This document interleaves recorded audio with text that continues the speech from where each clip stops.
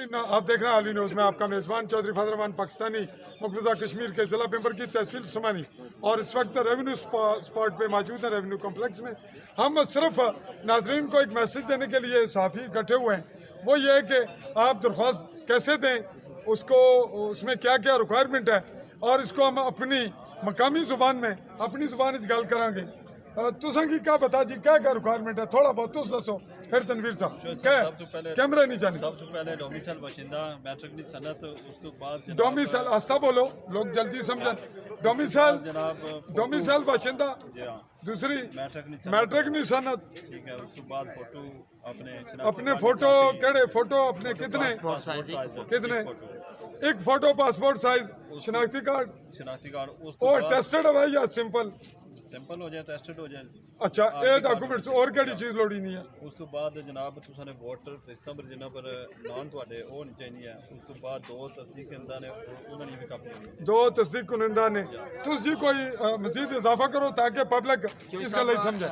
हर बंदे की इस गल ना पता होना चाहिए कि असां ने जेड़े इथे रिक्वायरमेंट है डॉक्यूमेंट क्या है। ओ क्या सब तो पहली चीज है प्योर देसी जुबान में बोलो। जेड़ा बंदा है इथे ना रहने वाला, जिस यूसी तो इलेक्शन लड़ रहा है, जिस यूनियन काउंसिल दा जिस बार तो इलेक्शन लड़ रहा है उसने वोट रजिस्टर्ड होना चाहिए। वोट रजिस्टर्ड है ना नंबर वोट रजिस्टर्ड है उठे नहीं एक उसना दो बंदे उसने ग्राने होने चाहिए। दो उसने कराने उसने तस्दीक उन्हां बंदे ने भी कापी लेनी है, वोट भी दर्ज है उथे वोट भी दर्ज उन्हां दवा ना। दूसरा है कि वो जेड़े उसने तजवीज़ कीता तईद कुंदा उन्हां दी कापियां तस्दीकशुदा शनाख्ती कार्डियां जेड़े दो बंदे नाल आवणगे उन्होंने भी शनाख्ती कार्ड और वो भी तस्दीक होण जी। नाज़रीन सुनने जेड़ा उम्मीदवार है उसने एक पासपोर्ट साइज तस्वीर है, एक पासपोर्ट साइज तस्वीर बाशिंदा उसने कापी तस्दीकशुदा मैट्रिक की सनद तस्दीकशुदा। ये पिछू एक बड़ी अच्छी हिदायत आई है। पैसे केड़े पैसे भी तो दसो ना। 5000 रुपया जेड़ा 5000 रुपया भी इनका वे 5000 है फीस इसलिए जेड़ा मेंबर है नहीं लोकल काउंसिल नहीं ते 10000 है जेड़ा जिला काउंसिल जी। सुनन दा तुसां जी सारे के 5000 इनका करूं टुरे ते मेंबर बनन दा शौक करे ते ये भी याद रखे कि हारना भी है जितना भी है ते बहना भी है ते डिस्ट्रिक्ट काउंसिल जिला काउंसिल वास्ते 10,000 तो जनाब आ जाओ मैदान इलेक्शन लड़ो।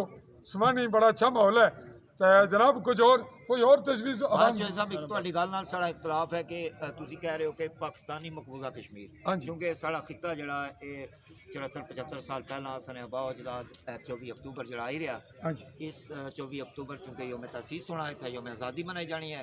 ये चूंकि रियासत है जड़ी 2.25 करोड़ नहीं रियासत है, कुछ साइड उधर है, कुछ इधर है, कुछ हिंदुस्तान के कब्जे च है।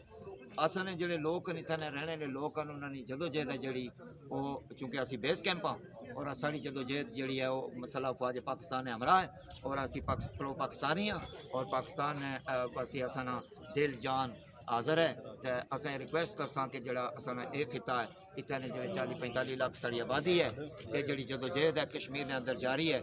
इस वास्ते अपना जड़ा कलम ने जरिए है अपनी आवाज़ ने जरिए है जड़ा अपना किरदार अदा करना है। पाकिस्तान जिंदाबाद, पाकिस्तान जिंदाबाद, पाकिस्तान जिंदाबाद, पाकिस्तान जिंदाबाद। नाजरीन चूँकि मैं बड़ा खुला सा साफ़ी हूँ तो तमाम लोगों को ये हक पहुँचता है